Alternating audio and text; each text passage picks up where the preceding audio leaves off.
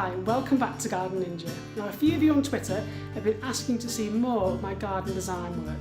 So today I'm about to start watercolouring one of my renderings of a design that I've recently done. So I thought I'd show you in high speed how I do this and some top tips if you want to start watercolouring your own garden designs. So come on, let's get painting.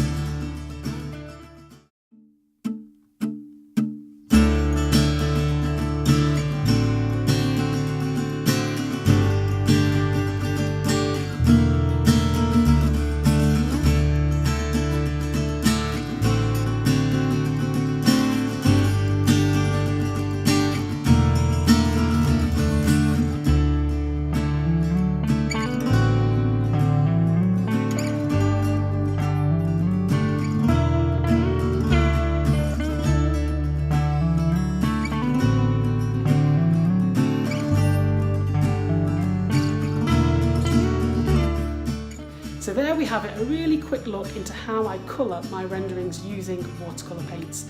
If you've liked this video, why not subscribe to my YouTube channel where there are loads more garden design hints, tips and hacks. I've been Garden Ninja, happy gardening.